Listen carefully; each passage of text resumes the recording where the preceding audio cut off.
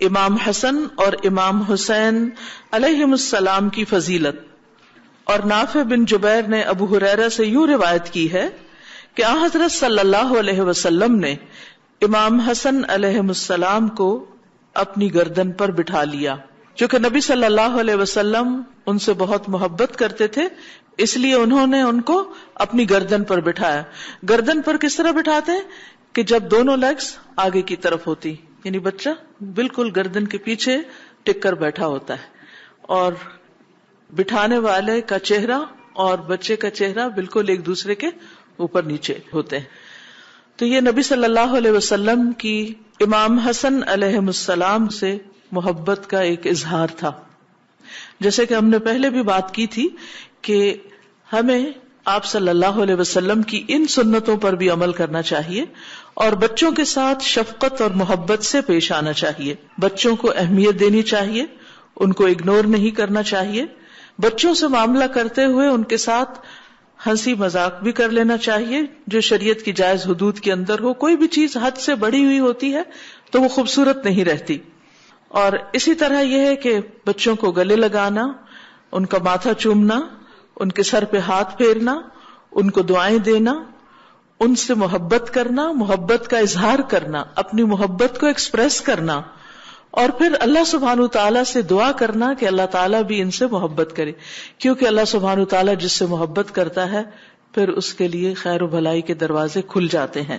پھر اسی طرح صرف چھوٹے بچوں سے محبت نہیں بلکہ بڑے بچوں سے بھی، حتیٰ کہ بچوں کی شادی بھی ہو جائے تو بھی ان کے ساتھ محبت کا اظہار کرنا چاہیے. جیسے نبی صلی اللہ علیہ وسلم حضرت فاطمہ رضی اللہ تعالی عنہا کے گھر آنے پر ان کے لیے کھڑے ہو جاتے، ان کا ماتھا چومتے اور ان کو اپنی جگہ پر بٹھایا کرتے تھے.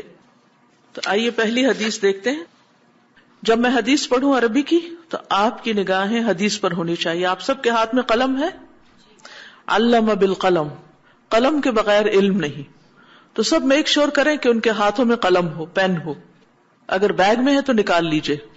اور جو لفظ میرے منہ سے نکلتا ہے اور آپ کے کانوں سے ٹکراتا ہے، آپ اس لفظ کے اوپر پین رکھیں اور ایک ایک لفظ کو دیکھتے جائیں تاکہ آپ کو احادیث سے ایک فیملیرٹی ہو، آپ ان سے مانوس ہوں.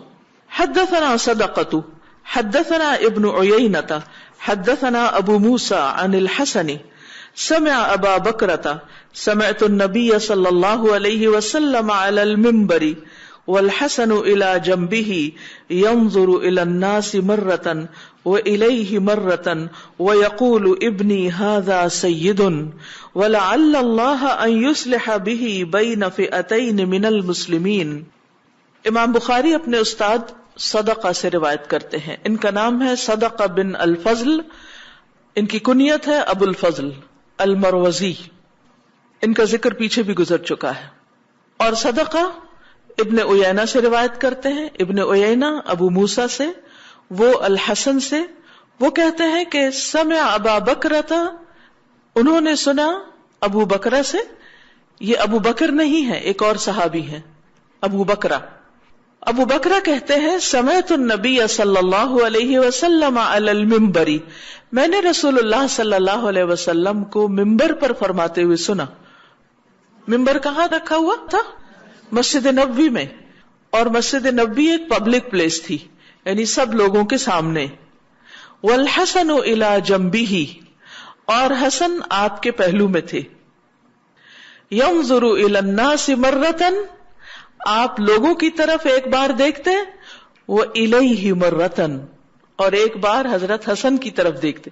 یعنی کبھی ان کو دیکھتے کبھی لوگوں کو دیکھتے، حالانکہ آپ لوگوں سے بات کر رہے تھے. وَيَقُولُ، اور آپ فرما رہے تھے، ابنی ھذا سید، میرا یہ بیٹا سردار ہوگا. وَلَعَلَّ اللَّهَ، اور شاید اللہ سبحانہ وتعالی، ان یصلح بہ، کہ اس کے ذریعے صلح کروا دے، بین فئتین من المسلمین، مسلمانوں کے دو گروہوں کے درمیان، جن کے درمیان باہم اختلاف ہوگا، ان کے درمیان اللہ تعالی میرے اس بیٹے کے ذریعے صلح کروا دے گا. اور ہم دیکھتے ہیں کہ رسول اللہ صلی اللہ علیہ وسلم کی یہ پیشن گوئی سچ ثابت ہوئی. اس سلسلے کی مزید وضاحت صحیح بخاری سے ہی ہمیں ملتی ہے. ابو موسیٰ اسرائیل بن موسیٰ کہتے ہیں میں نے حسن بصری سے سنا، انہوں نے فرمایا کہ اللہ کی قسم، جب حسن بن علی معاویہ رضی اللہ عنہ کے مقابلے میں پہاڑوں جیسا لشکر لے کر آئے تو عمرو بن العاص نے کہا، میں ایسے لشکروں کو دیکھ رہا ہوں جو اس وقت تک واپس نہیں جائیں گے جب تک وہ اپنے مخالفین کو قتل نہ کر دیں۔ تو معاویہ رضی اللہ عنہ جو عمرو سے بہتر تھے، انہوں نے عمرو بن العاص سے کہا، اے عمرو، اگر انہوں نے ان کو اور انہوں نے ان کو قتل کر دیا، یعنی مسلمانوں کے درمیان اگر آپس میں جنگ ہو گئی تو لوگوں کے امور کی نگرانی کون کرے گا؟ ان کی عورتوں کی کفالت کون کرے گا؟ ان کے بچوں اور بوڑھوں کی حفاظت کون کرے گا؟ پھر معاویہ رضی اللہ عنہ نے قبیلہ عبد شمس سے 2 آدمی جن کا نام عبد الرحمن بن سمرہ اور عبداللہ بن عامر بن قریظ تھے، ان کو بھیجا اور ان سے کہا کہ تم حضرت حسن کے پاس جاؤ اور ان کو کچھ پیشکش کرو، ان سے گفتگو کرو اور ان سے کچھ مطالبے کرو۔ تو وہ دونوں حضرت حسن کے پاس گئے، ان سے گفتگو کی اور انہیں صلح کی پیشکش کی کہ ہم جنگ نہیں کرتے بلکہ صلح کر لیتے ہیں۔ حضرت حسن نے ان سے فرمایا کہ ہم عبد المطلب کی اولاد ہیں اور ہم نے خلافت کی وجہ سے کچھ نہ کچھ مال حاصل کر لیا ہے، اور یہ لوگ جو ہمارے ساتھ ہیں یہ اپنے خونوں میں بہت خرابی کر چکے ہیں۔ یعنی آپ کو معلوم ہے کہ نبی صلی اللہ علیہ وسلم کے بعد حضرت ابوبکر کے دور میں جب فتنہ ارتداد اٹھا تھا، یعنی بہت سے لوگ جو نئے نئے مسلمان ہوئے تھے، ابھی ایمان ان کے دلوں کے اندر نہیں گیا تھا، وہ بہت نئے تھے اسلام میں، تو آپ نے دیکھا کہ ان میں سے بہت سے لوگ پھر مرتد بھی ہو گئے تھے۔ پھر حضرت ابوبکر رضی اللہ تعالیٰ عنہ کی کوششوں سے واپس وہ اسلام کی طرف آئے۔ تو اس سے یہ پتہ چلتا ہے کہ صحابہ کرام کی تو اپنی ایک جماعت تھی جو نبی صلی اللہ علیہ وسلم کی تربیت یافتہ تھی، لیکن مدینہ میں صرف یہی لوگ نہیں رہتے تھے، اور مدینہ کے آس پاس جب اسلامی سلطنت بہت پھیل گئی تھی اس میں ہر طرح کے لوگ موجود تھے۔ لہٰذا بعد کے ادوار میں جب صحابہ کے درمیان کچھ اجتہادی اختلافات ہوئے تو ایسے ہی لوگ دونوں گروہوں میں کچھ ادھر کچھ ادھر شامل ہو گئے۔ اور آپ کو معلوم ہے کہ اسلام سے پہلے بھی دور جاہلیت میں عرب قبائل آپس میں لڑائی جھگڑے کرتے رہتے تھے۔ تو بہرحال انہوں نے کہا کہ یہ جو لوگ اس وقت ساتھ ہیں تو یہ تو پہلے بھی بہت کچھ لڑائی جھگڑے اور قتل و غارت کر چکے ہیں، تو ایسا نہ ہو کہ یہ کچھ اور مسئلہ کھڑا کر دیں، تو پھر یہ سارے انتظامات کون چلائے گا اگر مسلمانوں کا اس طرح قتل و غارت ہو گیا۔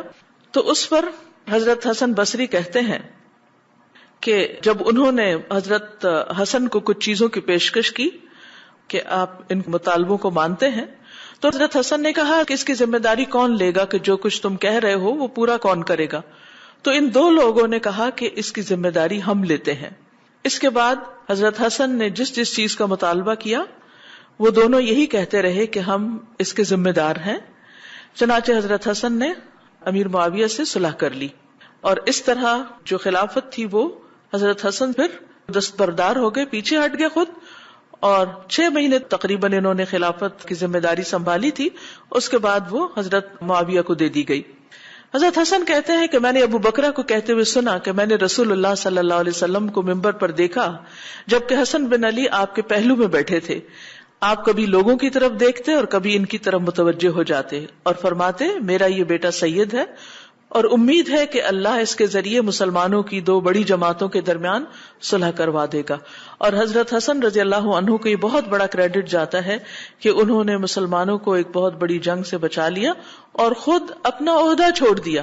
آپ دیکھیں کہ معمولی بات نہیں ہوتی کہ ایک شخص کو خلافت مل بھی جائے اور ایک شخص کو امیر بنا لیا جائے اور پھر اس کے بعد وہ خود ایک فتنے سے بچنے کے لیے اس سے دستبردار ہو جائے۔ تو بہرحال یہ حضرت حسن کی خوبی ہے۔ اگلی حدیث 90 حدثنا مسدد حدثنا المعتمر قال سمعت ابي قال حدثنا ابو عثمان عن اسامة بن زيد رضي الله عنهما عن النبي صلى الله عليه وسلم انه كان يأخذه والحسن ويقول اللهم اني احبهما فاحبهما او كما قال۔ امام بخاری کہتے ہیں کہ ہم سے مسدد نے بیان کیا، مسدد بن مسرحد بن مسربل، یہ ان کے باپ اور دادا کا نام تھا، الاسدی، قبیلہ بنو اسد سے تعلق رکھتے تھے، یہ امام بخاری کے استاد تھے، ان سے یہ حدیث روایت ہو رہی ہے۔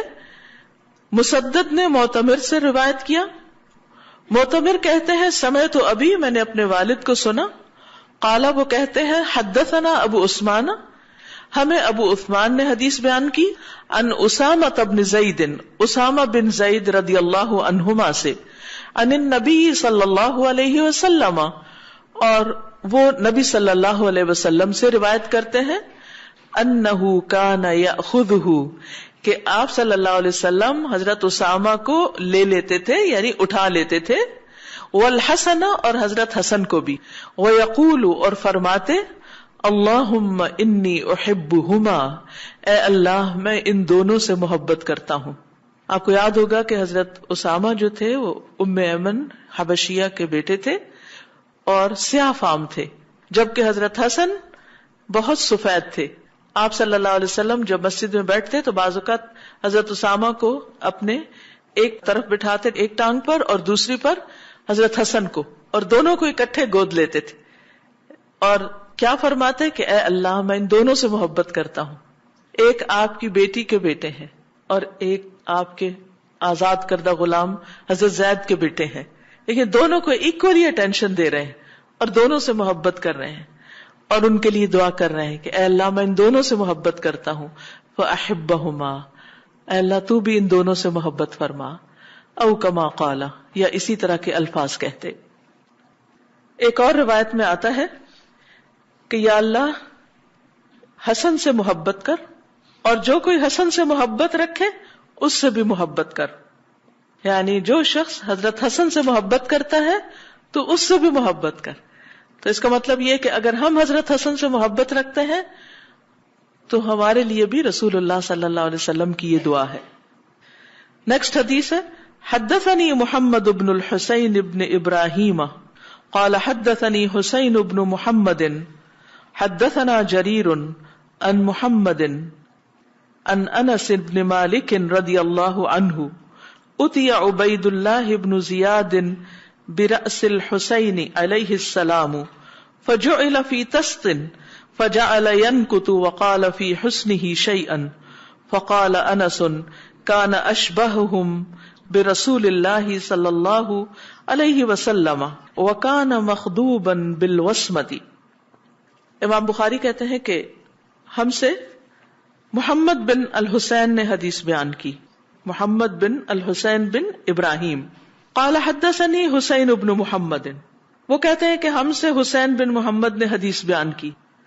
حسین کہتے ہیں حدثنا جریر، ہم سے جریر نے حدیث بیان کی۔ جریر کہتے ہیں ان محمد، ہم سے محمد نے روایت کیا۔ ان انس، محمد کہتے ہیں ہم سے انس بن مالک نے روایت کیا رضی اللہ عنہ۔ اتی عبید اللہ بن زیاد، لایا گیا عبید اللہ بن زیاد کے پاس، برأس الحسین، حضرت حسین کا سر علیہ السلام، فجعل فی طست، تو اسے ایک طست یا تھال میں رکھا گیا۔ یہ واقعہ کربلا کے بعد کی بات ہے، جب آپ کو شہید کر دیا گیا مظلومانہ طور پر، تو آپ کا سر کاٹ کر عبید اللہ بن زیاد کے سامنے رکھا گیا، جس کے حکم پر یہ حادثہ پیش آیا تھا۔ فجعل ينكت، تو وہ آپ کے سر کے اوپر لکڑی مارنے لگا۔ وقال فی حسنہ شیئا، اور آپ کے حسن کے بارے میں کچھ کہنے لگا، کیونکہ حضرت حسین رضی اللہ عنہ بھی بہت حسین انسان تھے۔ فقال انس، تو انس کہتے ہیں کان اشبہہم برسول اللہ صلی اللہ علیہ وسلم، کہ امام حسین رسول اللہ صلی اللہ علیہ وسلم سے بہت زیادہ مشابہ تھے، ان کی شکل نبی صلی اللہ علیہ وسلم سے بہت ملتی تھی، امام حسن کی بھی ملتی تھی۔ کہا جاتا ہے کہ ایک کے جسم کا اوپر والا حصہ آپ سے زیادہ ملتا تھا اور دوسرے کا نیچے والا حصہ زیادہ ملتا تھا۔ وَكَانَ مَخْضُوبًا بِالْوَسْمَةِ، اور آپ نے وسمہ بوٹی کا خضاب لگایا ہوا تھا، یعنی جس وقت آپ کا سر پشت میں رکھا گیا تو آپ کے بال رنگے ہوئے تھے۔ اور یہ بھی روایت میں آتا ہے کہ عبید اللہ بن زیاد کہتا ہے کہ میں نے ان سے زیادہ حسین انسان کوئی نہیں دیکھا۔ اور جس مقام پر نبی صلی اللہ علیہ وسلم حضرت حسین کو بوسہ دیا کرتے تھے، وہ بدبخت اسی جگہ پر ان کو لکڑی سے ٹھوکر لگا رہا تھا۔ اس حدیث سے یہ بھی پتہ چلتا ہے کہ حضرت حسین رضی اللہ عنہ کس طرح اپنے آپ کو ویل مینٹین رکھتے تھے اور کس طرح جسمانی صحت اور ان چیزوں کا بھی خیال رکھتے تھے، کہ جس وقت ان کی شہادت ہوئی ہے 61 ہجری میں. تو اس وقت ان کی عمر کافی تھی، لیکن اس کے باوجود وہ بہت حسین اور خوبصورت نظر آ رہے تھے. حدثنا حجاج بن المنہال حدثنا شعبہ قال اخبرنی عدی قال سمعت البراء رضی اللہ عنہ قال رأيت النبي صلى الله عليه وسلم والحسن على عاتقه يقول اللهم إني أحبه فأحبه. امام بخاری کہتے ہیں کہ ہم سے حجاج بن منہال نے حدیث روایت کی، ان کی کنیت ہے ابو محمد. امام بخاری کے استادوں کے بارے میں تھوڑا تھوڑا میں انشاءاللہ ذکر کرتی رہوں گی. ابھی فی الحال ان کی کنیت اور ان کی نسبت کے اوپر آپ توجہ رکھیے، اور جہاں یہ نام آئے یعنی سب سے پہلا نام، تو اس نام کے شروع میں کنیت لکھ لیجئے اور اس کے آگے سلیش ڈال کر ان کی نسبت لکھ لیجئے. حجاج ابن منہال ابو محمد ان کی کنیت ہے، اور البصری یعنی بصرہ کے رہنے والے تھے. حدثنا شعبہ، یہ کہتے ہیں کہ ہم سے شعبہ نے بیان کیا. قال اخبرنی عدی، وہ کہتے ہیں مجھے عدی نے خبر دی. قال سمعت البراء رضی اللہ عنہ، وہ کہتے ہیں کہ میں نے براء رضی اللہ عنہ کو کہتے ہوئے سنا. رأیت النبی صلی اللہ علیہ وسلم، براء کہتے ہیں کہ میں نے خود نبی صلی اللہ علیہ وسلم کو دیکھا. والحسن بن علی علی عاتقہ، اور حسن بن علی رضی اللہ عنہ آپ کے کندھے پر سوار تھے. کندھے پر کیسے سوار ہوتے ہیں؟ جب ایک ٹانگ سامنے اور ایک پیچھے ہوتی ہے، اور چہرہ یعنی فیس کی طرف یعنی نبی صلی اللہ علیہ وسلم کے، اور وہ اس طرح بیٹھے ہوئے تھے یعنی اس طریقے پر. ٹھیک ہے. یقول، آپ فرما رہے تھے اللہم انی احبہ فاحبہ، اے اللہ میں اس سے محبت کرتا ہوں، تو بھی اس سے محبت کر. اس سے یہ پتہ چلتا ہے کہ نبی صلی اللہ علیہ وسلم جب ان کو اٹھاتے تو ان کو دعائیں دیتے. تو ہمیں بچوں کو دعائیں بھی دینی چاہیے. عام طور پر ہمارے ہاں یہ کانسیپٹ ہے کہ دعائیں صرف بڑے بوڑھے دیتے ہیں. یہ ہمارے معاشرے میں، کلچر میں ایسا ہی ہوتا ہے. اس کا تعلق بڑھاپے سے نہیں. دعا کسی بھی عمر میں کسی کو دی جا سکتی ہے، اور دعائیں دینا سیکھیے، کیونکہ بہترین تحفہ جو کسی کو کوئی دے سکتا ہے وہ ایک اچھی دعا ہے. اور اگر وہ دعا اس کے حق میں قبول ہو جائے تو آپ دیکھیے کہ اس کے لیے تو فائدہ ہے ہی ہے، لیکن جب آپ دعا دے رہے ہوتے ہیں تو فرشتہ اس پر آمین کہتا ہے، اور فرشتہ آپ کے لیے وہی دعا کرتا ہے. یعنی اگر آپ کہتے ہیں کہ اللہ تعالیٰ فلاں سے محبت فرما، تو فرشتہ کہتا ہے کہ اللہ تعالیٰ تو اس شخص سے جو کسی کو دعا دے رہا ہے اس سے بھی محبت فرما. تو کسی کو دعا دینے میں فائدہ ہی فائدہ ہے، نقصان نہیں. اور یہ دعائیں اپنے گھر والوں سے شروع کرنی چاہیے.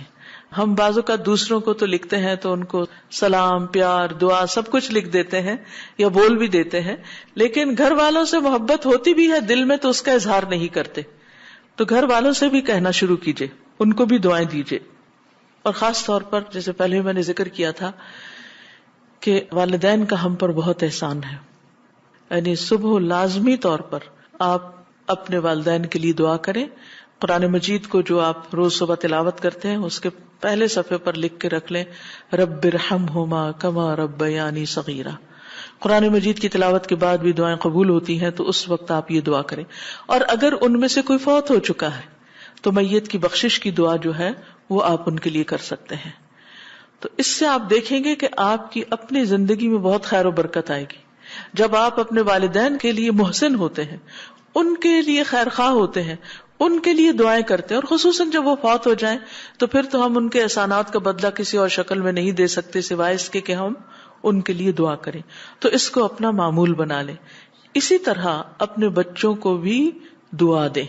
اور اس کے لیے آپ کیا کر سکتے ہیں؟ مثلاً جو ایک پہلا پیج ہے یا کوئی بڑا سا سٹیکر لے کر اس میں سب سے اوپر لکھیے رب ارحمہما کما ربیانی صغیرا. اس کے بعد ربنا ہب لنا من ازواجنا وذریاتنا قرۃ اعین واجعلنا للمتقین اماما.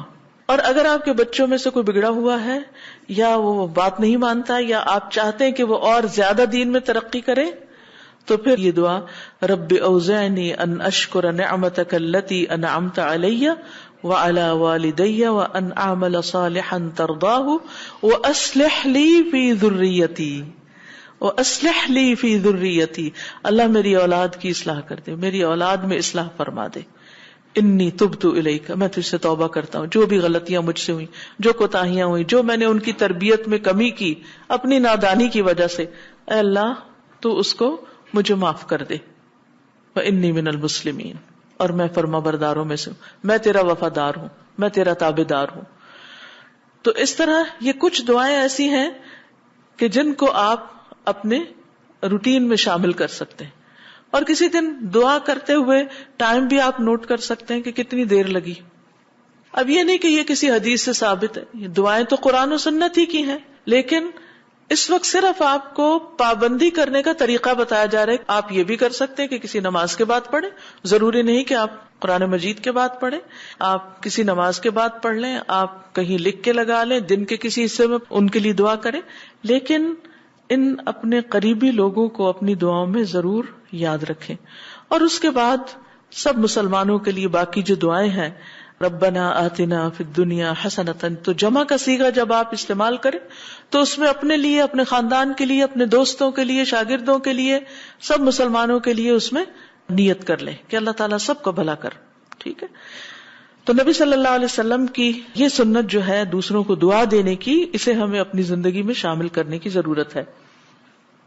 نیکسٹ حدیث ہے، حدثنا عبدان اخبرنا عبد اللہ قال اخبرني عمر بن سعید بن ابی حسین عن ابن ابی ملیکۃ عن عقبۃ بن الحارث قال رأيت ابا بکر رضی اللہ عنہ وحمل الحسن وهو يقول بأبی شبیہ بالنبی صلی اللہ علیہ وسلم لیس شبیہ بعلی وعلی یضحک. امام بخاری کہتے ہیں کہ ہم سے عبدان نے روایت کیا. عبدان عبداللہ بن عثمان بن جبلہ ہے الازدی. وہ کہتے ہیں کہ اخبرنا عبداللہ، ہمیں عبداللہ نے بیان کیا. عبداللہ بن مبارک کی طرف اشارہ ہے جو ان کے استاد تھے عبدان کے. اور وہ کہتے ہیں کہ ہم سے عمر بن سعید بن ابی حسین نے، اور انہوں نے ابن ابی ملیکہ سے، انہوں نے عقبہ بن حارث سے، انہوں نے کہا میں نے ابو بکر کو دیکھا. رأیت ابا بکر، کس نے دیکھا؟ کس نے دیکھا؟ ہاں توجہ سے دیکھیے نا کہ کون کہہ رہا ہے میں نے دیکھا. عقبہ بن حارث کہہ رہے ہیں میں نے دیکھا ابو بکر رضی اللہ عنہ کو. کیا دیکھا؟ وحمل الحسن، اور وہ حسن کو اٹھائے ہوئے تھے، بچے تھے تو ان کو گود لیے ہوئے تھے. وہو یقول، اور وہ کہہ رہے تھے بأبی، میرے ماں باپ قربان ہوں، میرا باپ تجھ پہ صدقے. جیسے ہم کہتے ہیں نا، ہم کہتے ہیں میں صدقے جاؤں، تو وہ کہتے تھے بے ابی، میرا باپ تم پہ صدقے جائے. شبیہ بالنبی صلی اللہ علیہ وسلم، کہ تم، یعنی حسن کو اٹھا کے تھے، تم نبی صلی اللہ علیہ وسلم سے کتنا زیادہ ملتے ہو. یہ تو نبی صلی اللہ علیہ وسلم کی شبیہ ہے، آپ سے مشابہت رکھتے ہیں، آپ سے ریزمبلنس رکھتے ہیں. لیسا شبیہ بعلی، یہ علی کے مشابہ نہیں ہے. وعلی یضحک، اور حضرت علی یہ دیکھ رہے تھے اور وہ ہنس رہے تھے. یاد رکھیے کہ صحابہ کرام کی آپس میں دوستی تھی اور وہ ایک دوسرے سے محبت کرتے تھے. یہ بعد کے لوگوں نے اس قسم کی غلط فہمیاں پیدا کی کہ وہ شاید ایک دوسرے سے گرج رکھتے تھے. ٹھیک ہے، ان کے درمیان اجتہادی اختلافات ہوئے اور بعض اوقات شدید اختلاف بھی ہوئے، لیکن اس کے باوجود ان کے دل آپس میں ملے ہوئے تھے. اور یہاں پر حضرت ابو بکر جب یہ کہہ رہے ہیں کہ یہ اپنے نانا سے ملتے ہیں تو حضرت علی ہنستے ہیں، خوش ہوتے ہیں اس پر، کیونکہ حضرت علی کو بھی حضور صلی اللہ علیہ وسلم سے محبت ہے اور وہ اس کو مائنڈ نہیں کرتے، برا نہیں مناتے. اسی طرح اگر آپ کا کوئی بچہ آپ سے نہیں مشابہت رکھتا، آپ کے پیرنٹس یا کسی نانی دادی سے یا پھپھی یا چچا سے رکھتا ہے، اور کوئی آ کے یہ کہتا ہے تو اس کو دل پہ نہ لے کہ اچھا بچہ تو میرا ہے اور ملتا کسی اور سے ہے. نہیں، ایسی چیزیں انجوائے کرنے کی ہوتی ہیں، اور یہ ہلکی لائٹ قسم کی گفتگو ہوتی ہے ایک دوسرے کے ساتھ اپنے تعلق کو ظاہر کرنے کے لیے اور محبتوں کے انڈائریکٹ اظہار کے لیے.